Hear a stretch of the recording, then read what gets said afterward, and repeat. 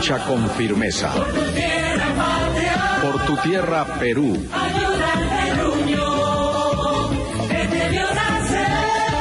Costa, sierra y selva, unidos.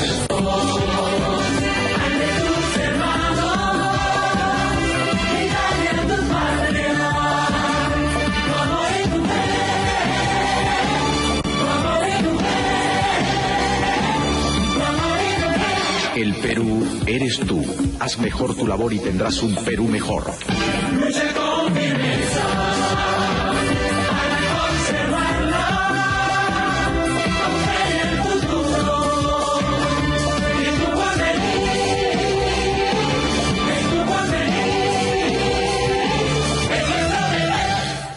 Hola, ¿qué tal amigos? ¿Cómo están? Buenas noches. Bienvenidos a Habla el Pueblo. Siempre es un placer estar con ustedes para debatir y analizar diversos temas. Primero empezamos con las noticias. Como siempre, Yanina nos trae lo más importante de la jornada. Yani, bienvenida.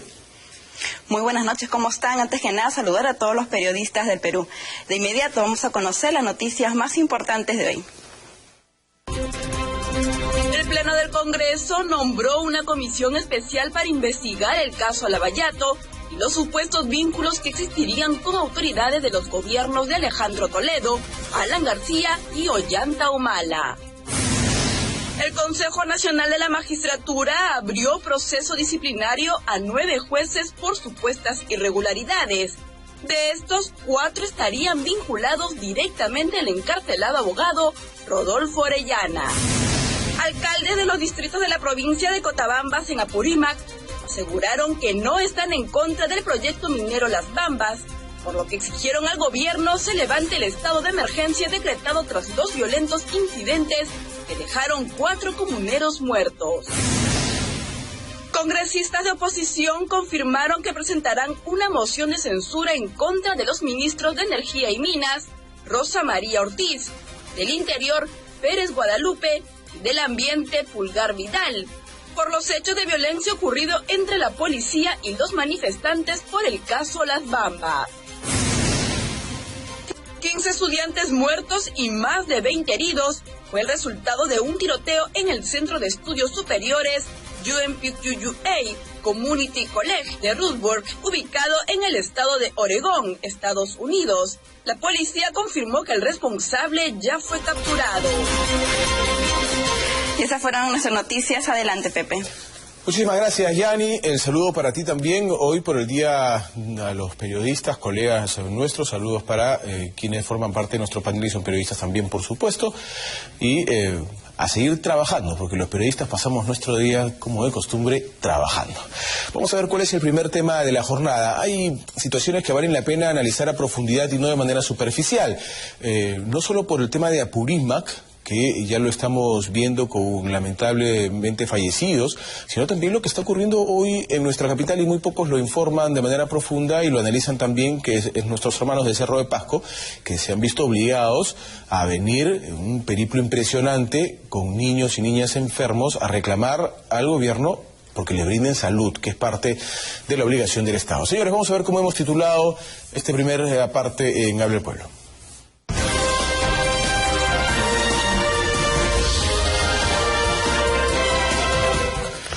Respuesta pública contra la contaminación minera. En ambos casos de los que hemos mencionado, tiene que ver directamente con la minería, con la contaminación minera, y inclusive hay muchos reclamos en el tema del lote 192 por contaminación también.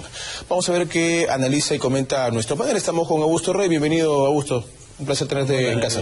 Muchas gracias. Bueno, feliz día por muchas gracias. Y a todos los periodistas. Para ver, este es un tema claramente complejo, ¿no? Que tiene bastantes aristas.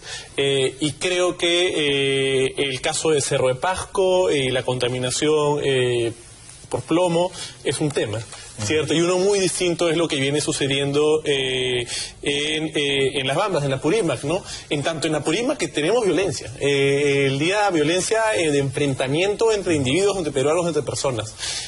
Han muerto 4 peruanos, ¿cierto? Hay varios heridos que están gravemente heridos, hay un policía herido, ¿cierto? Y es una situación que nos trae que trae a colación finalmente qué es lo que está pasando. Porque tenemos en los últimos 10 años más de 200 peruanos muertos en conflictos sociales. Se dice desde algunos sectores de la población que son unos revoltosos, aquellos que se levantan contra un proyecto minero específico, o que hay involucrados o sembrados por partidos políticos. ¿En algo cambiaría el escenario para que hayan 200 muertos en los últimos 10 años? ¿Cómo se puede justificar un escenario como este? Y la única respuesta que en ese corto tiempo puedo dar es la ausencia del Estado. Que se nota, ¿no? Se nota, porque finalmente lo que viene sucediendo es que la empresa extractiva, ante la ausencia del Estado, comienza a cumplir el rol que el Estado no ejecuta. Entonces comienza a llevar adelante la implementación de postas, de colegios, de carretera, brinda educación, de alimentos, hace todo. Y en un momento la minera dice, hasta aquí nomás, ¿cierto? Y ahí comienzan los grandes conflictos. El Estado no puede seguir esperando que los conflictos revienten para que al final tengamos muertos y en muchos casos proyectos que no salen adelante y en otros una división de la sociedad. Sí, es verdad. Y nosotros hablamos de las respuestas, Luis, bienvenido en estos temas, porque es la reacción de la gente. Ahora hemos entrado, como bien explicaba Augusto, el tema de violencia, pero es parte de la reacción de la gente al sentirse avasallada, ¿no? Al sentirse golpeada. Hay muchos reclamos que ellos tienen, el tema de contaminación es muy fuerte y nadie parece responderles hasta que salen y se enfrentan.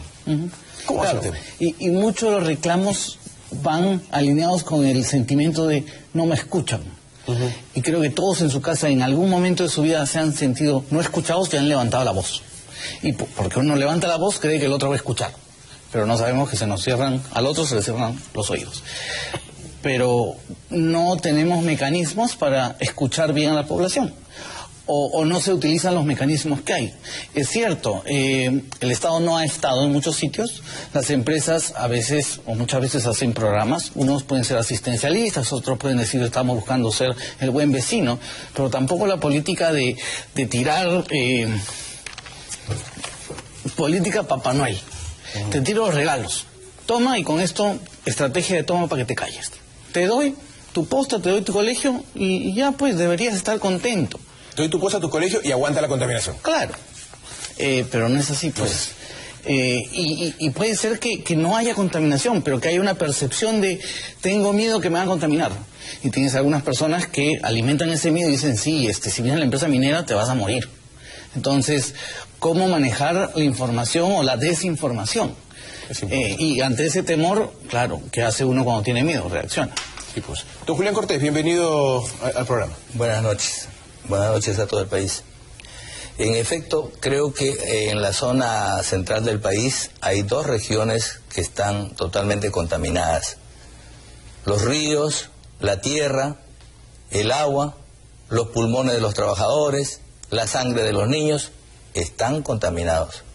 En el caso específico de Cerro de Pasco, acabo de venir del centro de Lima, no se puede uno movilizar en un automóvil porque está lleno de mineros y hay protestas, pues, ¿no? Las protestas están creciendo. Y con justa razón, porque no solamente el gobierno actual, sino todos los gobiernos se despreocuparon totalmente de controlar la gestión de las empresas mineras para que no sigan contaminando. En el caso específico de Cerro de Pasco, la mina a tajo abierto ha ido avanzando de tal manera que tiene ahora una boca de 2 kilómetros y pico de ancho, de tal manera que ya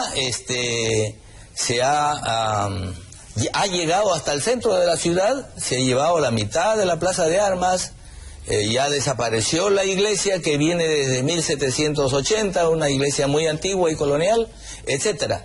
Y en el famoso barrio de Chaupimayo, que ustedes van a leer seguramente en los escritos de Manuel Escorza, también ha comenzado a afectarse allí porque la empresa privada, Volcan Mines, esa empresa está necesitando todas esas tierras. Hay que trasladar a la ciudad. Sobre eso podemos hablar más adelante. Seguramente, vamos a tener que profundizar sobre ese tema. Y planteabas algo, Augusto. ¿Cómo podemos cambiar esta historia, ¿no es cierto?, de que se escuche a un gran sector de la población dialogando y no en enfrentamientos, como es lo que normalmente ocurre? Bueno, primero, fortalecer las instituciones. Siento que el Estado, si bien hemos tenido una bonanza económica, por así decirlo, en la última década, ¿no? La década de oro, ¿no? El milagro peruano, y puede ser que hayamos crecido a tasas interesantes en términos de PBI, lo cierto es que las instituciones no se han fortalecido. O sea, es una oportunidad perdida en ese sentido. Y en tanto no están fortalecidas, el Estado no tiene la capacidad para llegar a esos lugares en donde hay conflictos latentes. Y llega muy tarde. Llega cuando el conflicto ya está armado, cuando ya hay desconfianza con el Estado y cuando hay un estrés tal que las reacciones de ambas partes solamente responden a un acaloramiento de la situación. Y normalmente, ¿no? Llegan después de los 4, 5, 6, 7, 8 días que ya se empezaron las protestas y la gente ya está harta, ¿no? Sí, pues normalmente, ¿no? La información llega muy tarde. Entonces, y eso sucede pues porque hay una brecha de pobreza bien grande. Normalmente, donde se generan estos conflictos, existe pobreza. Pobreza, canon, falta de representación, gobiernos locales débiles, es una bomba de tiempo. Es una bomba de tiempo. Hay muchos intereses en juego. Y al final, lo que se genera es lo que hemos visto que se genera cada cuánto tiempo en el Perú. 3 veces al año, 4 veces al año, pasa lo que está pasando. Es inadmisible. Oye, el tema no necesariamente la información llega tarde, porque la Defensoría del Pueblo tiene un reporte diario, que es conflictos al día, creo que se llama. Pero la reacción sí es tarde. La reacción es tarde, pero yo no sé si es porque, no tomé conocimiento o tengo otras cosas más importantes que hacer. Tal vez el nivel de información, ¿cierto? Tal vez hay una información muy superficial, no son conscientes de lo que se está gestando. Tengo mis serias dudas. Me sorprendería saber que los funcionarios son conscientes de eso y no hacen nada. Eso sería peor. Yo tengo mis serias dudas, porque sí hay sistemas de información que les llega información y a veces... no, mejor no, tengo otra reunión más importante. O sea, esa es la realidad. Pero también hay una preocupación de repente no tengo las capacidades de ir a conversar, porque a la gente no le gusta tener conversaciones difíciles. ¿Por qué? Porque me cuesta. No sé cómo abordar una conversación difícil, porque nos quedamos con el marco mental de yo tengo la razón y tú estás equivocado. Y no nos salimos de eso, cuando tenemos que darnos cuenta que todos tenemos percepciones diferentes y vemos el mundo diferente y, conversemos para entendernos en, ayúdame a ver cómo ves tú el mundo, ¿no? ¿Qué es lo que de verdad te preocupa? No es blanco y negro. O sea, los conflictos sociales tienen muchos matices. Y así como en una protesta hay intereses legítimos en juego, gente que realmente ve afectada sus derechos, es cierto también que pueden haber intereses no tan sanos detrás de cada protesta. Pero el rol precisamente del Estado es comprender esa realidad y administrar esa realidad. Pero acá hay dos cosas que se han mencionado y le pido a don Julián que se una al diálogo, por favor. Pero hay dos cosas que se han mencionado.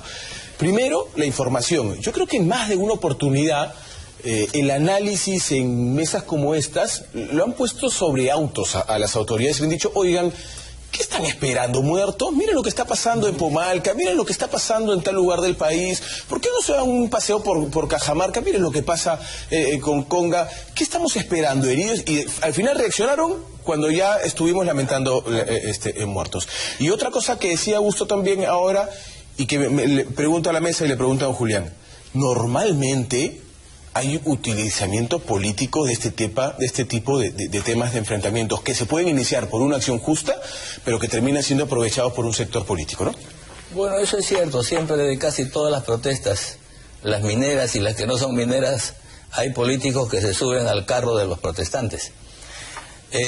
Lo que tenemos que decir es que en el caso de Cerro de Pasco, gracias a Dios que han venido estos señores a hacer saber la triste condición por la que están pasando ellos, sus hijos, sus casas, sus fuentes de agua, su aire, y si no, no estuviéramos debatiéndolo.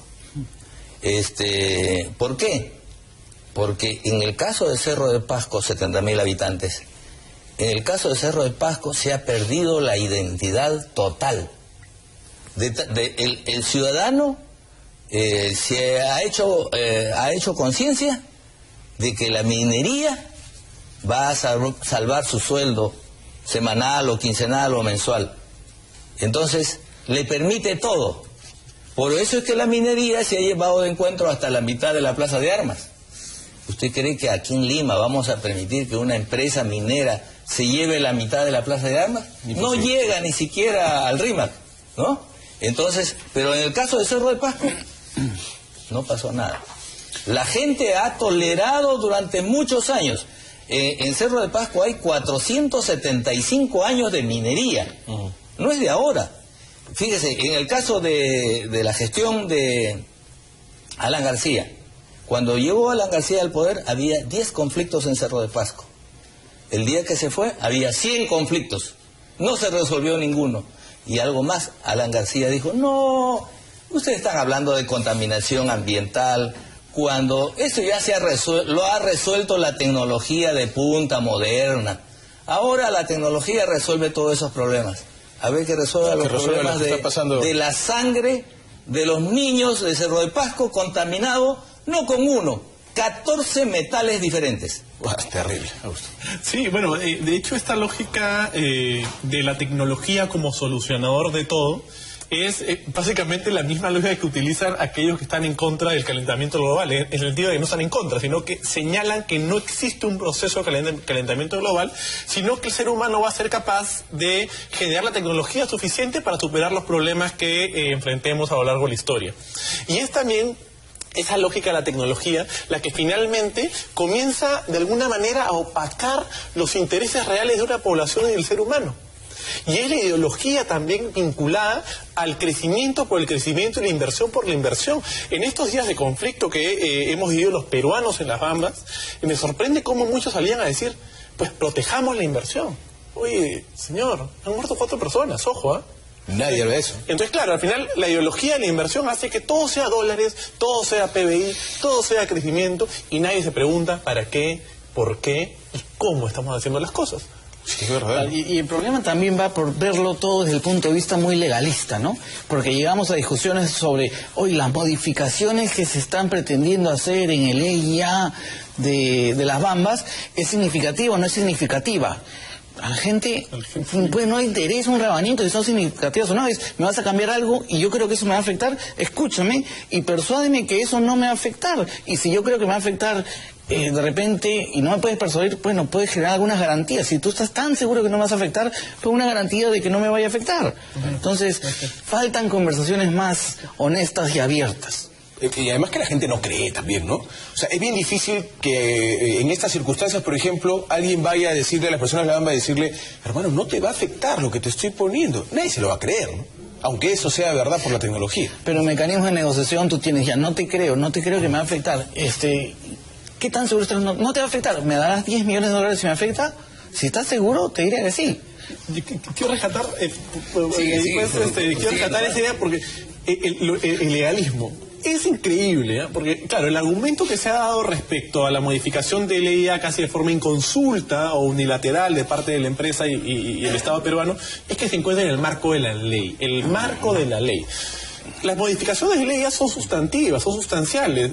Por un lado, ya no se va a llevar adelante un mineroducto subterráneo, sino que todo el mineral que se va a sacar, que no es poca cosa, no por gusto es el proyecto minero más grande que tiene el Perú, va a salir vía transporte terrestre con camiones por los caminos de los pueblos a toda hora, día y noche, por un lado. Y luego está construyendo una nueva planta de molibdeno para en la cuenca alta del río, en cabecera de Cuenca. Ahora, ¿puede ser legal? Ya, puede ser legal, pero la realidad supera a la ley, pues. Y aquí lo que tenemos es una población con un reclamo justo que no ha sido escuchado y al final termina un enfrentamiento que nadie desea. No podemos olvidar el derrame de mercurio que hubo de manera legal, se trasladaban el mercurio, pero además en Choropampa hubo un derrame de mercurio que no lo pudo parar nadie. Don Julián, ¿quiere decir algo? Sí, quiero agregar a lo ya dicho que no solamente la población civil, quizás inconscientemente o quizás por la necesidad de trabajar, permite que su ciudad esté destrozada. Ustedes habrán visto ayer, antier, cómo la Unión Soviética voló algunos edificios en Siria. Así está Cerro de Pasco. Así está Cerro de Pasco. Si hubiera atacado destrozada totalmente, destrozada totalmente. Y ya se planteó desde hace 10 años que es necesario trasladar la ciudad a otra parte. Se habló mucho, los políticos prometieron mucho, y incluso se llegó a calcular que costaba 500 millones, o cuesta 500 millones de dólares trasladar la ciudad de aquí a otro lado, a un lugar más seguro, donde además haya agua. Los de Cerro de Pasco hoy día reciben 6 horas de agua, ustedes dirán a la semana o al día, no, a la semana. 6 horas de agua a la semana, ¿por qué? El 80 y 85% del agua está destinada a la minería. Entonces, ellos necesitan un territorio libre de contaminación que no hay en los alrededores de Cerro de Pasco, porque ya viene contaminado, y han contaminado la empresa privada, la empresa pública, todos han contaminado, y las autoridades siempre se pusieron a silbar. Vamos a presentar un informe de Juan José del Castillo justamente sobre este tema. Él ha conversado con las personas de Cerro de Pasco que están en Lima rogando literalmente por salud. Vamos a ver. En medio del escándalo. No le creo absolutamente nada, ¿no? Bueno, está ocultando algo. Tergiversan mucho.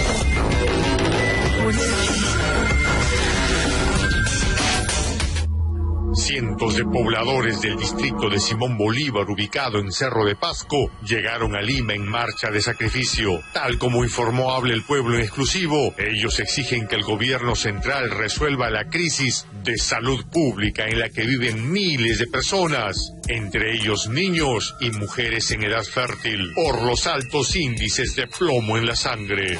Más de 400 pasivos ambientales en mi pueblo, de los cuales estos pasivos ambientales son focos de contaminación, y a causa de esos focos de contaminación tenemos más de 2.000 niños identificados con metales pesados que pasan los límites máximos permisibles según la Organización Mundial de la Salud. Muchos de ellos se han fallecido y muchos de ellos están en coma, están en sillas de ruedas, muchos de ellos están en estado vegetal y algunos nos acompañan el día de hoy.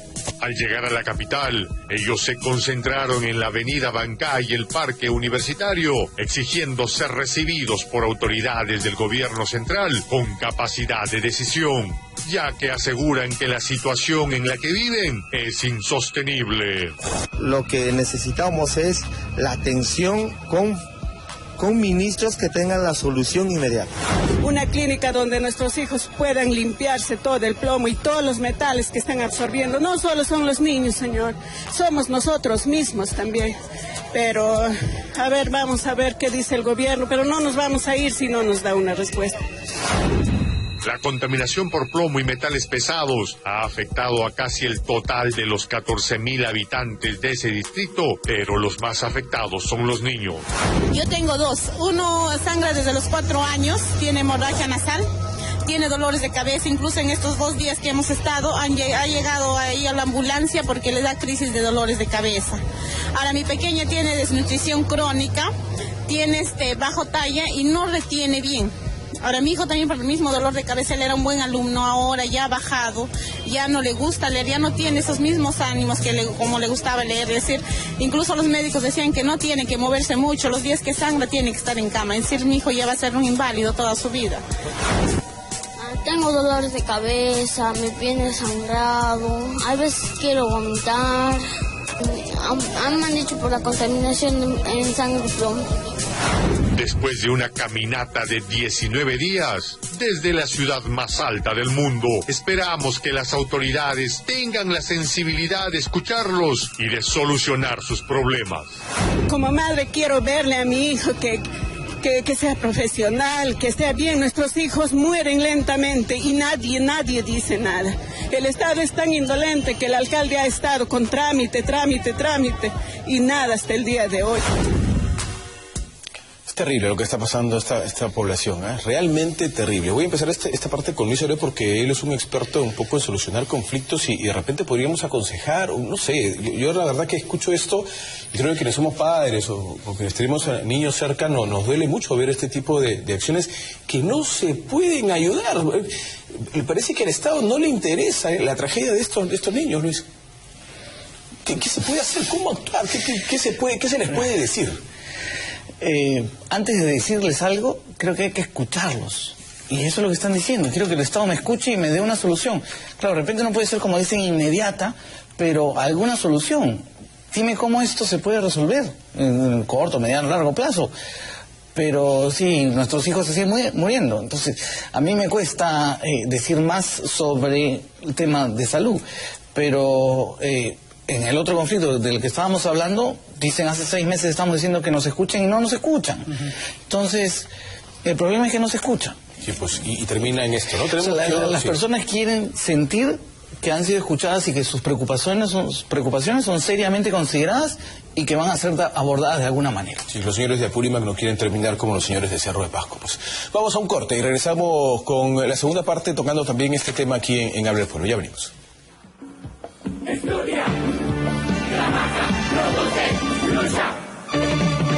Lucha con firmeza. Lucha con firmeza. Por tu tierra, patria. Por tu tierra, Perú.